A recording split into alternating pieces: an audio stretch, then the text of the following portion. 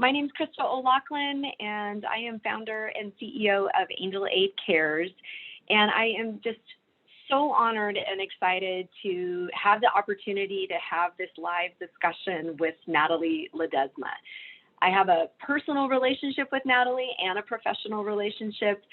Many of you know that I am a breast cancer survivor.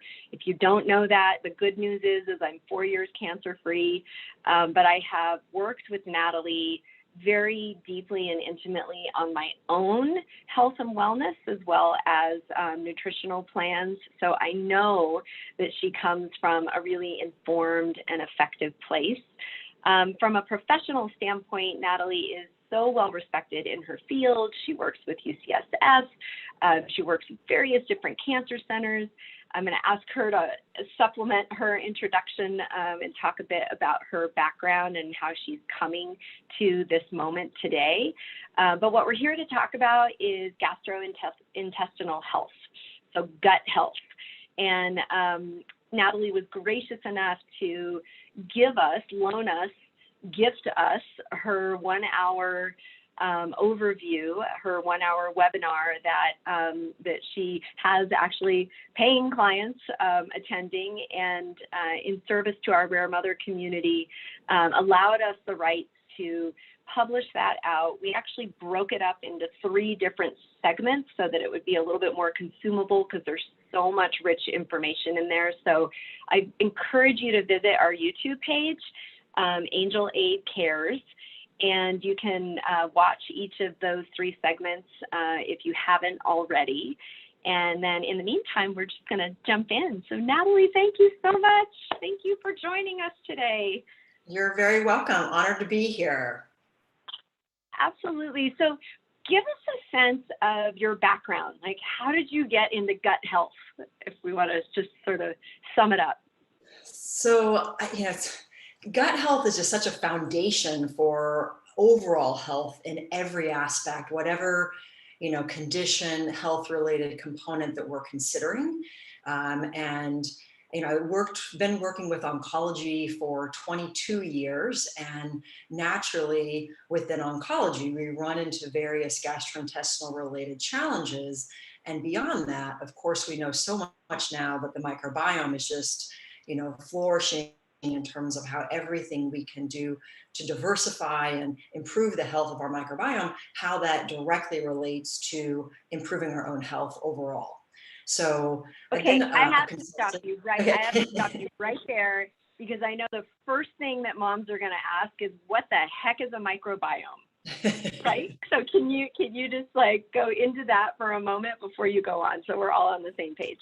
Sure. Our microbiome is essentially it's kind of like all of our bacteria, all of our even fungus, the archaea within our system that is there to help generally produce and create kind of like everything around our system. So it's all of our microorganisms, as well as the collective genetic material that's contained within the human body. And so that's what the bacteria, the viruses, the fungi are that live within our gut. And we have, over probably 100 trillion organisms that are within our microbiome. So with the microbiome is kind of where I, have come along with looking at all these other types of, conditions, and we've been consulting with a company about digestive health for 15 years now, and I've kind of just continued to, work along that way. And my general perspective is, basically utilizing an integrative and functional nutrition approach. I want to develop practical, client-centered and lifestyle plans that are designed to promote vitality and wellness. And yes, I generally do focus quite a bit with adults during, beyond cancer treatment, but also supporting individuals who are navigating chronic health conditions such as digestive issues, fatigue, brain fog, weight challenges, all in an effort to increase energy, to enhance mental clarity, to reduce systemic inflammation, which we know is linked to virtually every chronic issue, balance our blood sugar, and overall optimize our digestive health. Oh my gosh. So, okay, so I'm thinking of our community and I'm going, I need all of those things. We know that all our rare moms are essentially and appropriately and lovingly subjugating themselves to their patients, family members, and it's just hard. I mean, the answer or the feedback we get is, I don't have time for self-care. I don't have time to, eat properly. I don't have time to incorporate some big health and wellness, kick. Do you have some just kind of quick hits? Like, what are your high points for a rare mom on what she can do to immediately affect her gut health? Well, first, I would say that just look at the perspective of, definitely many of us, and particularly, all of the rare moms are going to feel so overwhelmed, and an inordinate amount of stress, that they're seeing every single day. And diet and lifestyle, I think of as being very empowering. So not so much of I have to do that or I can't do this, but allow it to think just in terms of your the way that you perceive it and kind of the way that you look at it of, oh, this allows me to have some control, because we don't have control over everything, but yet we do have control over what we choose to eat, what we choose not to eat, how we live our life. And there I would just use it more as an empowering tool as opposed to one that's limiting you and restricting you. Beyond just a perspective, what would be just maybe a couple, things to kind of keep in mind, like, okay, I can't have a list of 25. Number one, I would say we want to get more vegetables in. We definitely want to have, vegetables to, basically serve as prebiotics. Of course, they're going to serve as, for vitamins, for minerals, for dietary fiber. There are a host of phytochemicals that are, properties that are going to be focusing on improving our health, but also many of the vegetables are going to serve also as prebiotics. And prebiotics are basically the fuel for our probiotics, our good beneficial bacteria. And that basically means that helps to improve the number of healthy bacteria in our system, but also it helps to diversify those bacteria to allow for more optimal health.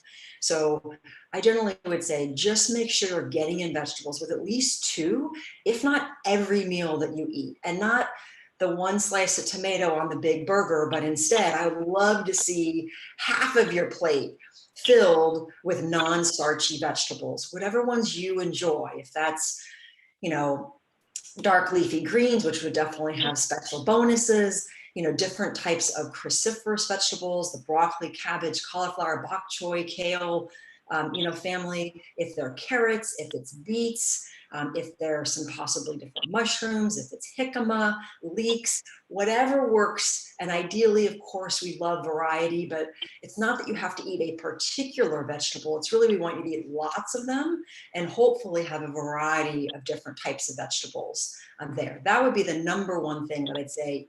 Eat a lot of vegetables, figure out ways to get them in your diet, on a regular basis.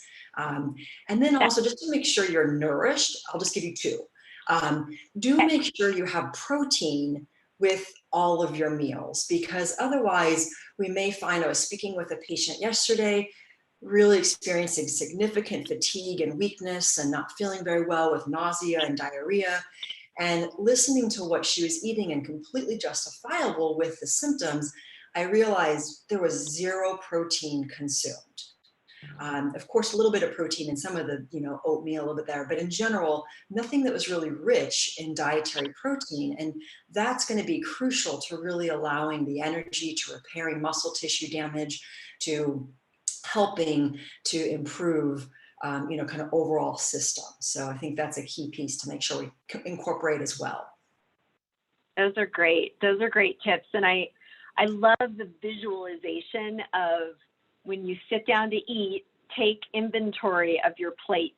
Is half your plate filled with vegetables, ideally during, lunch and dinner, and then I assume fruits, maybe during breakfast or something like that. So fruits and vegetables, but primarily vegetables. Those are the clincher. And I love the empowerment, and I love the protein. So you gave us 3, actually. So thank you for the 3, top 3. Okay. And then the other thing I would love for you to touch on, and you talk a lot about what's called the gut-brain axis.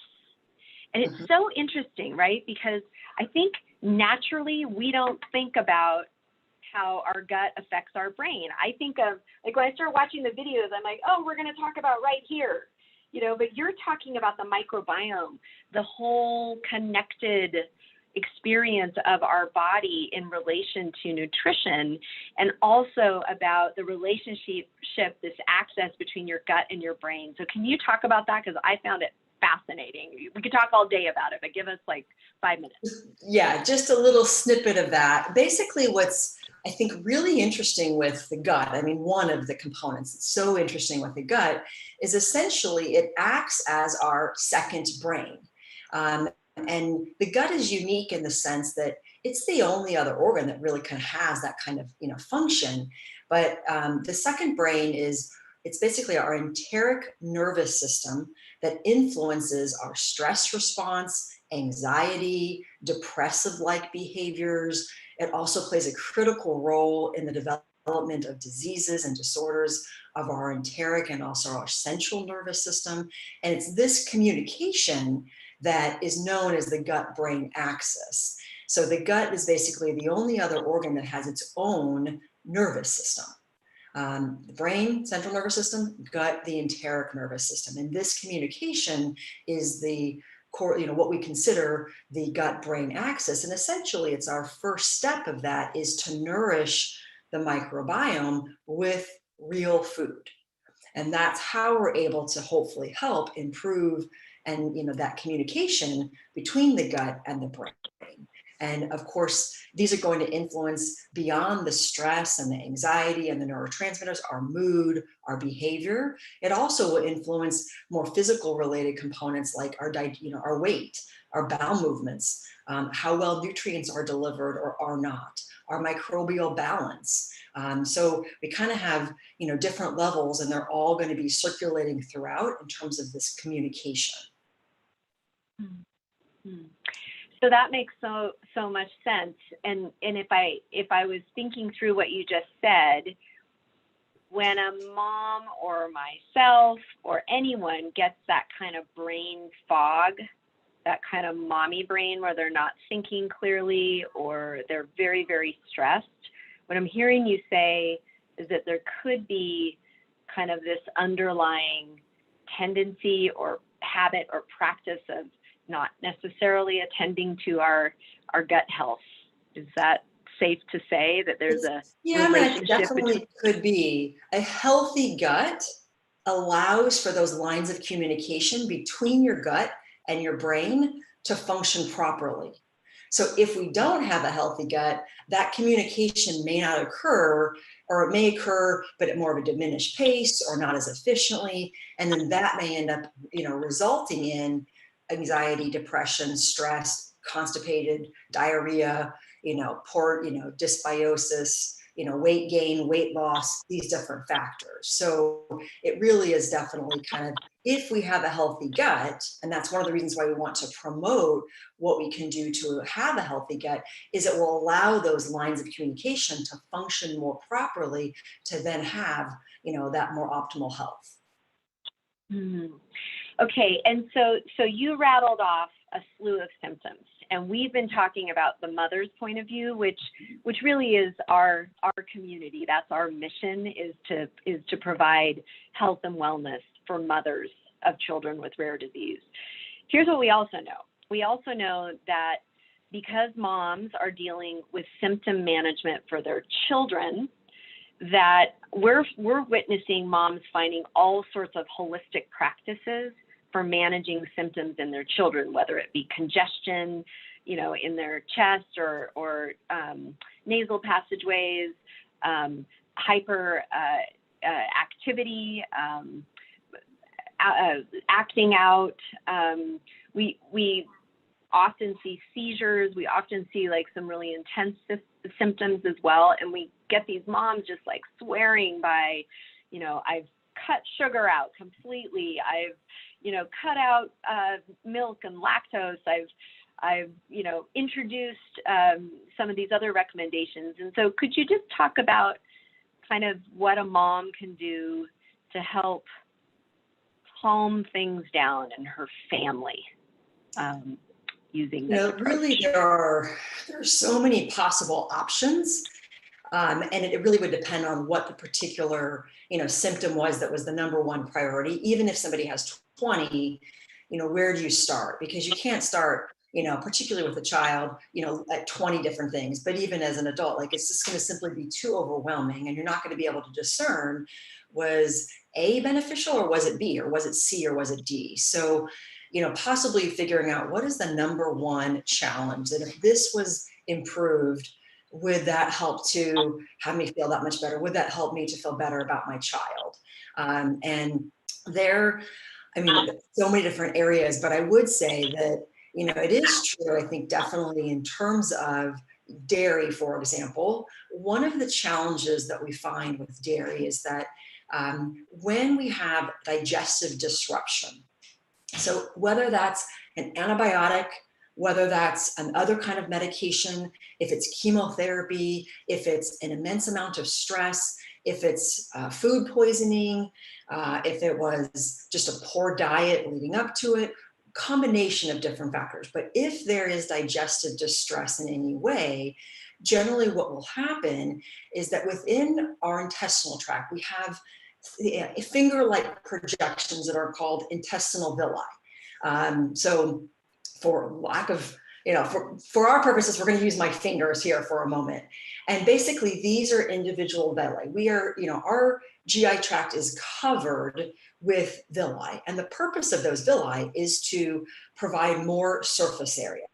The more surface area that we have, the more ways we have to be able to properly digest and absorb our food. So if we smash our villi, we are going to have, number one, a lesser digestive absorptive surface area to really be able to optimally, use our nutrients. But secondarily, the lactase enzyme, which is of course the enzyme that's used to break down lactose, things that are found within those milk-containing, dairy-containing products, is that typically it resides at the tips of these villi. So if there's a little bit of damage and those villi get smashed down, well, then all of a sudden the lactase enzymes are going to be cleaved off. So then we have, number one, we have a lesser, digestive surface area, but now we also probably have significantly less amount of lactase within our system because it's been cleaved off.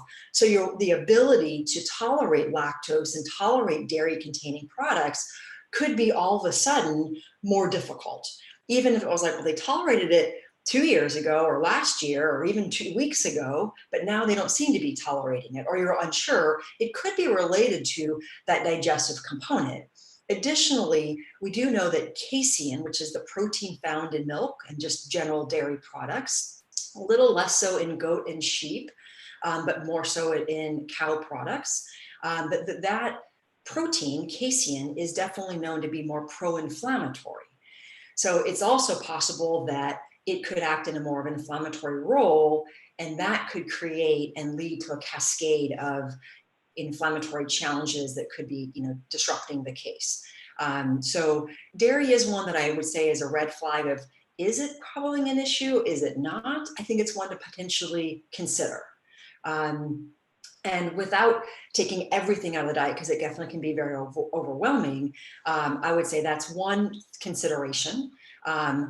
You can also even look at genomics to see, are we more or less likely to have an issue with lactose intolerance? There's a genomic SNP, little piece of the DNA material called MCM6, mini chromosome 6, and that SNP is known to be related to how well we can metabolize lactose or not. So if we know that, somebody does have a, variant, then it may be like, okay, they're more likely to have a challenge. Doesn't necessarily mean that they will, but they may be more likely or less likely depending on their genetics.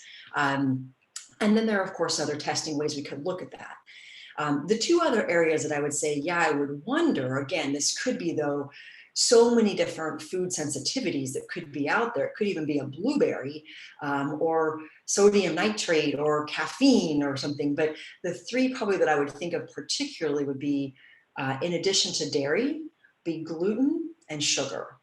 And gluten also can act in a very pro-inflammatory way. It definitely can also, possibly alter our brain health, in a sense, in terms of creating inflammation that may be related to some of the challenges, that we see. Not everyone, I think, is definitely gluten intolerant or gluten sensitive, but we do tend to see quite a bit of gluten sensitivity challenges. That I think that is one that we want to keep in mind as a possible challenge.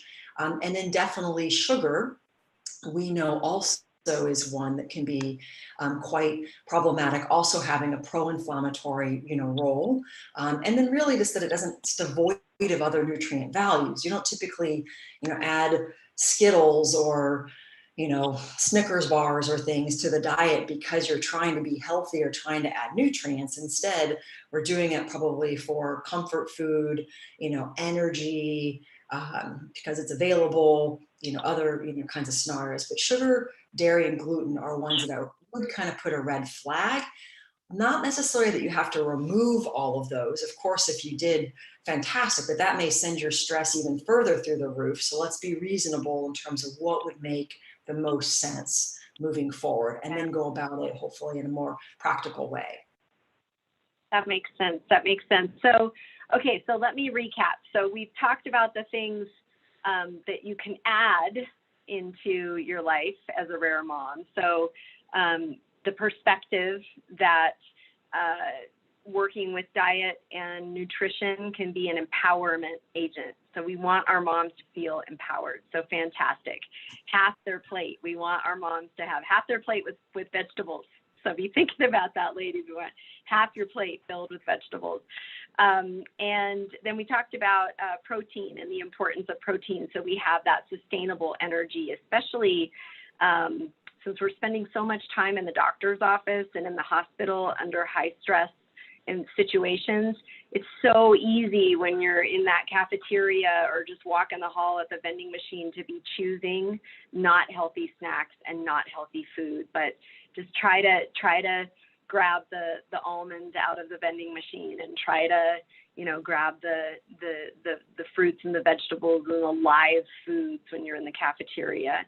And then in terms of symptom management with kids, again, not a recommendation, it's more a consideration to be thinking about looking at lactose, looking at gluten, and looking at sugar as potential sources of challenging behavior and potential different kinds of symptoms that just very broadly, obviously you need to work with your doctor, and that's a mini disclaimer there. But how could our Rare Mom community work with you in the future? What would be a way that they can engage? In addition to watching our videos on YouTube, which you've so graciously allowed us to host for our Rare Mom community, how could moms work with you directly? Well, typically what I like to do is really personalize, each individual's, recommendation. So it's not a blanket of everyone eat only these foods or don't eat, these other foods. So there oftentimes I would say just doing individual, consultations these days, particularly in light of COVID. I think we've all been become a lot more accustomed to doing many things virtually. So be happy to do individual consultations via Zoom, FaceTime, or even via telephone, to be able to, review and discuss individual cases and what would be some top priorities, and, would there be possible avenues of, perhaps testing, a few different areas to make sure that we're going in the right direction and or help provide a specific direction too. So you're not just, throwing a dart out there and just hoping it lands someplace, but that you really have targeted reasons of why you be pursuing a particular type of regimen. Yep. And I just want to remind you moms, when she's saying testing, we mean testing for you. We really, we certainly can have Natalie look at the testing for your children, but really what we're talking about is your health and wellness. And some of these really sensitive tests, they have a Dutch test, which has nothing to do with being Dutch. It just happens to be the name, but basically it's a pea on a stick sort of test, and then you mail in, and gives Natalie all sorts of really rich information about what could make a difference to get your body back in balance. And again, I'm just sharing that she's incredibly knowledgeable and very, very, very sensitive and not overwhelming. We take baby steps in these programs, and so I just can't recommend Natalie enough. Natalie, can you spell out your name, your URL for your website, so the moms know exactly where to go if they want to schedule time with you? Yeah, so the website is www.natalieledesma.com, and Natalie is Natalie, Ledesma, LEDESMA.com. Awesome. Okay. Well, any final thoughts for our community based on our conversation today? I think you've done a really wonderful job of just kind of summarizing, everything up. There's so many other avenues that we could, look at and discuss. So without kind of bringing up new topic ideas, because of course we have, what about the ketogenic, and what about intermittent fasting, and what about this and that, and yet we could go on for hours and hours and hours. But I think, like you said, in terms of your summary, I think that really is pertinent. One thing I'll mention that you had, kind of given light to in terms of vegetables and fruits is, if throughout your day, I would love to see, fruits are fantastic because they also provide, fiber, they provide vitamins, they provide minerals. Of course, they do have some natural sugars in there too. Because of that, we don't want to have 9 fruit servings and 1 vegetable. I would love to see double, really, I'd love to see triple the amount of vegetables than you eat of fruit. So if, for example, you're eating 6 vegetable servings, 2 fruits, to kind of just give you a little bit of day-to-day, kind of what kind of like, if you're just out there, what do I think without having to look anything up? Did I have enough vegetables? I didn't have nearly enough for my couple fruits. Then eat more of the vegetables. If you've had a lot of those vegetables, you can certainly have a couple of those fruits as long as they're tolerated and so forth, of course. But just as a general, rule, triple the amount of vegetables than fruits is a good way to go. Perfect. So that's really, really good clarification. And I think that's the challenge, right? So the challenge has been laid down, ladies. I don't know what you're having for lunch or breakfast or dinner, but in your next meal, and I'm going to make the commitment, in my next meal, I'm going to follow Natalie's advice and fill half my plate with vegetables. So you have my commitment. You have my thanks. Thank you so much, Natalie, for today.